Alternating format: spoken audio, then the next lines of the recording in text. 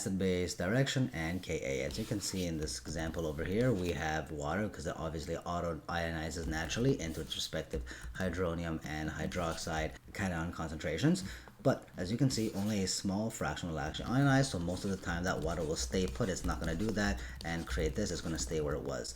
However, if we have a strong acid that is dissolved in that same amount of water, what's actually going to happen? Well, it used to be all the way up here, this big acid. Now it's extremely low. It gets pretty much down to zero. It gets negligible now. And then if this goes down, what's going to happen to this one? Obviously, it's going to go up, right? So as you can see, pretty much zero. These went from what, 1 times 10 to the negative 7. Now it's all the way up to 1 times 10 to the negative 2. Okay, that is a huge increase. What does this mean for strong acids? It will eventually break up 100% into its respective anions and cations. Okay, so whatever we see over here, I know it looks like it's not zero. Okay, but we just assume that it's zero because whatever amount is there, we just deem it as negligible. Okay, it's negligible the amount of acid that is actually floating around in the solution. So what about a weak acid? Well, whenever we deal with a weak acid, some of the acid will actually still be in the solution, since only a small amount will actually ionize into these respective parts, okay, these hydronium and hydroxides.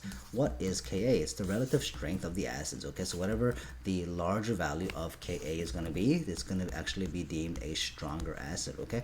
Well, like any other equilibrium, use the Kq expression, okay, Ka, Kp, Kc, they're all using Kq expression, okay, so you just got to make sure you got to have the products on the top, reactants on the bottom. Well, percent dissociation, what is this? It's whatever acid that we had that actually got dissociated over the initial concentration that was supposed to initially dissociate completion at 100%. Okay, you divide these, multiply by 100%, that is your percent dissociation. This is for weak acids only.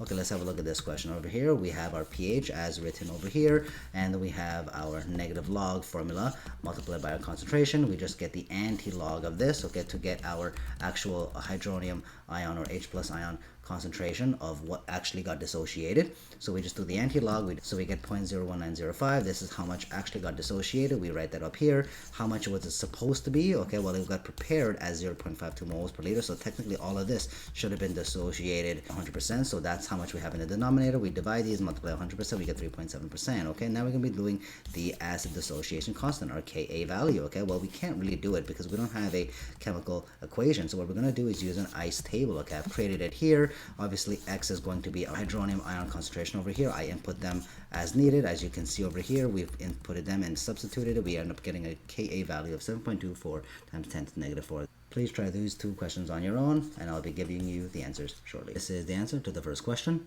This is the answer to the second question.